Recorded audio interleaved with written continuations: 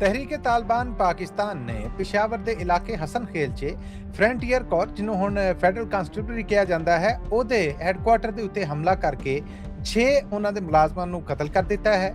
8 ਤੋਂ ਵੱਧ ਫੱਟਰ ਨੇ ਜਦਕਿ 8 ਮੁਲਾਜ਼ਮ ਨੂੰ ਉਹ ਅਗਵਾ ਕਰਕੇ ਨਾਲ ਲੈ ਗਏ ਨੇ। ਪਾਕਿਸਤਾਨ ਵੱਲੋਂ ਸਰਕਾਰੀ ਤਸਦੀਕ ਦੇ ਵਿੱਚ ਦੱਸਿਆ ਗਿਆ ਕਿ ਹਮਲਾਵਰ ਨੇ ਜਿਹੜੇ ਮੁਕਾਬਲੇ ਦੇ ਵਿੱਚ 8 ਉਹ ਵੀ ਮਾਰੇ ਗਏ। ਅਗਵਾ ਹੋਏ ਨੇ ਜਿਹੜੇ ਇਹਨਾਂ ਲੋਕਾਂ ਨੂੰ ਤਾਲਿਬਾਨਾਂ ਨੇ ਤਸਵੀਰਾਂ ਲਾ ਕੇ ਆਪਣੇ ਸੋਸ਼ਲ ਮੀਡੀਆ ਪੋਸਟ ਦੇ ਉੱਤੇ ਅਪਲੋਡ ਕੀਤੀਆਂ ਨੇ ਔਰ ਇਹਨਾਂ ਦੇ ਅਗਵਾ ਦੀ ਜ਼ਿੰਮੇਵਾਰੀ ਵੀ ਕਬੂਲੀ ਹੈ। ਪਾਕਿਸਤਾਨ ਵੱਲੋਂ ਐਰਕੀਮੀ ਰਵਾਇਤੀ ਤੌਰ ਤੇ ਇਸ ਸਾਰੀ ਕਰਨੀ ਦਾ ਇਲਜ਼ਾਮ ਜਿਹੜਾ ਅਫਗਾਨਿਸਤਾਨ ਦੇ ਸਿਰ ਥੱਪਿਆ ਗਿਆ ਹੈ।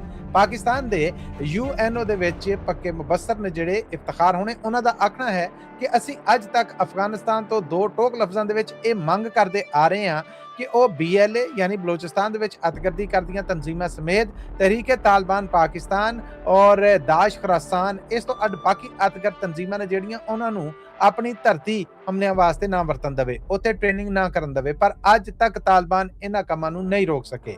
ਪਾਕਿਸਤਾਨ ਵੱਲੋਂ ਅਜੇ ਤੱਕ ਸਰਕਾਰੀ ਪੱਧਰ ਤੇ ਅਗਵਾ ਹੋਏ ਇਹਨਾਂ 8 ਲੋਕਾਂ ਨੂੰ ਛਡਾਉਣ ਬਾਰੇ ਕੀ ਹਕਮਤ ਅਮਲੀ ਹੈ ਉਸ ਬਾਰੇ ਕੋਈ ਦੱਸ ਨਹੀਂ ਪਾਈ ਗਈ। ਬਹਰਹਾਲ ਸਰਕਾਰੀ ਜ਼ਿੰਮੇਦਾਰ ਨਾ ਦੱਸਣ ਦੀ ਸ਼ਰਤ ਉੱਤੇ ਇਹ ਗੱਲ ਦੀ ਤਸਦੀਕ ਕਰਨ ਦੇ ਨੇ ਕਿ ਹਮਲਾਵਰਾਂ ਨੇ ਯਾਨੀ ਤਾਲਿਬਾਨਾਂ ਨੇ ਹਮਲਾ ਕਰਕੇ ਮਾਰਨ ਔਰ ਫੱਟਰ ਕਰਨ ਤੋਂ ਅੱਡ 8 ਲੋਕ ਨੇ ਜਿਹੜੇ ਉਹਨਾਂ ਨੂੰ ਅਗਵਾ ਵੀ ਕਰ ਲਿਆ ਹੈ ਔਰ ਆਪਣੀ ਪੋਸਟ ਰਾਹੀਂ ਉਹਨਾਂ ਨੂੰ ਪਬਲਿਕ ਵੀ ਕੀਤਾ ਹੈ।